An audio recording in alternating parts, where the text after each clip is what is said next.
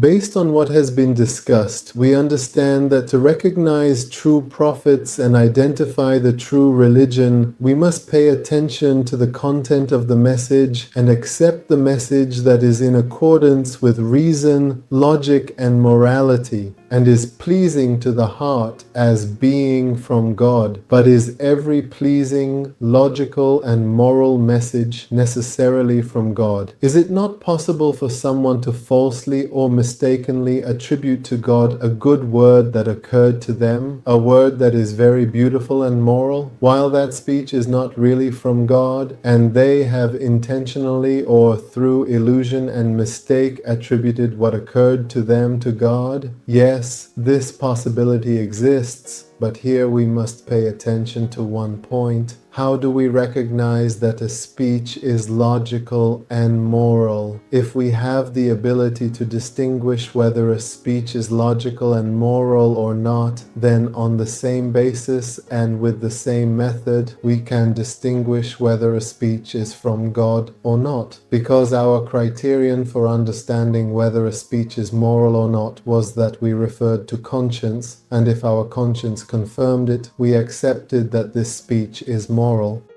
Is it not possible to refer to the same conscience and ask the conscience the same question, whether this logical and moral speech came from God and is God's message, or has it been falsely or mistakenly attributed to God by someone? If our conscience could distinguish good and evil, it can distinguish this too. If we could trust it there, we can trust it here as well, in the sense that if our conscience was convinced and the attractiveness and pleasantness of that speech, along with the signs that existed around it, brought us peace and a certain conclusion that this speech is from God, then we make that the basis and build our life upon it. Of course, we might be wrong. Anyone in any field and science might be wrong.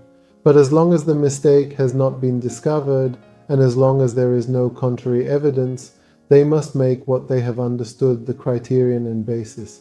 We too, as long as the contrary has not been proven, believe that this speech is the speech of the prophet and messenger of God, and we are committed to it.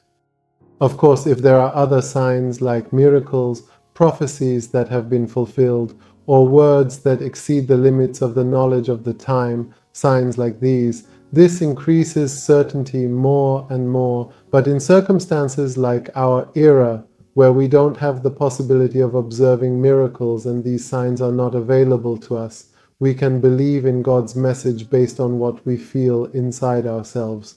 When our conscience has been convinced based on the beauty and pleasantness of a message that it came from God, as long as its contrary has not been proven, we accept it and believe in it. But if we haven't reached this conclusion, we use selectively the points that we recognize as useful and effective for a better life.